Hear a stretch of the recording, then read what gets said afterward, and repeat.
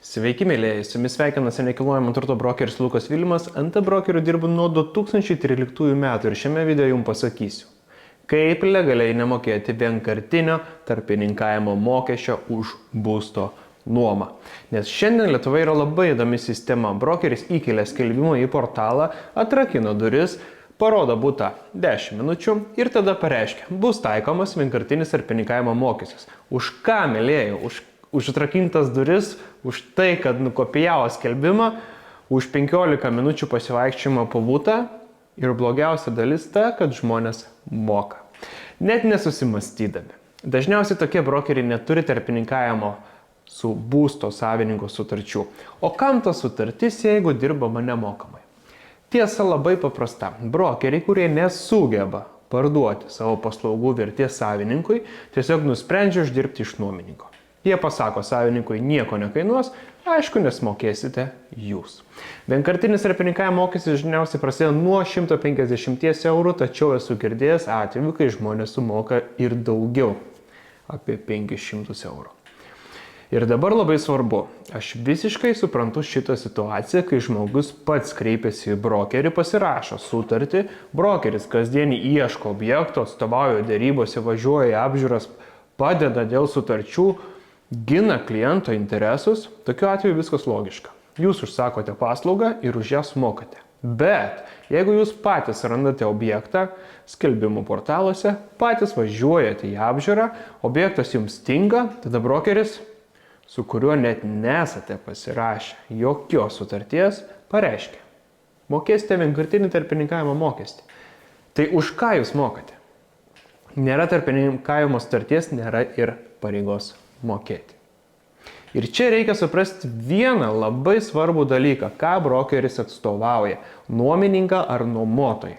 Jeigu brokeris samdo būsto savininkas, tada savininkas ir turi mokėti brokeriui komisinius už suraštą klientą. Taip veikia normalus tarpininkavimas. Tačiau dalies brokerių tikslas šiandien yra labai paprastas. Kuo greičiau surasti nuomininką, paimti šio vienkartinį tarpininkavimo mokestį ir bėgti prie kito objekto. Būstų savininkai dažnai galvoja, kad pasirinkdami brokerį, kuris dirbs nemokamai, jie gaus tokią pačią paslaugą. Deja, negaus. Nes brokeris, kuris negauna atlygį iš savininko, dažniausiai nepriima jokios realios atsakomybės. Ar nuomininkas mokus, ar tvarkingas, ar laiku mokės komunalinius, ar po pusės metų nedings palikęs skolų. Žinote, kas keisčiausia? Kai pradėjau dirbti šį darbą nuo 2013 metų, pats taip dirbdavau.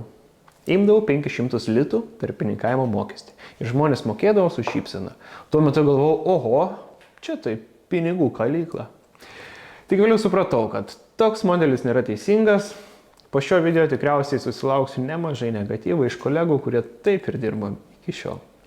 Bet tai yra tiesa, už tiesą pykti nereikėtų, todėl labai svarbu žinoti, jūs kaip nuomininkai pasirašote nuomos sutartį, o ne tarpininkavimo sutartį.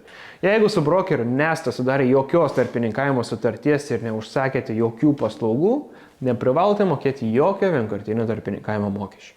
Ir jeigu kažkas pradės grasinti teismais, dažniausiai tai tik bandymas jūs išgąsdinti. Nes teisme brokeris turėtų rodyti, kokią paslaugą suteikia, kokiu pagrindu jį buvo užsakyta ir kodėl jūs turite ją mokėti. O kai nėra tarpininkavimo sutarties, situacija tampa labai įdomi. Vien pretenzija iš tikrųjų parašyti nuo 150 eurų, man atrodo, kainuoja, tai neapsimoka neprokurizuoti teismą.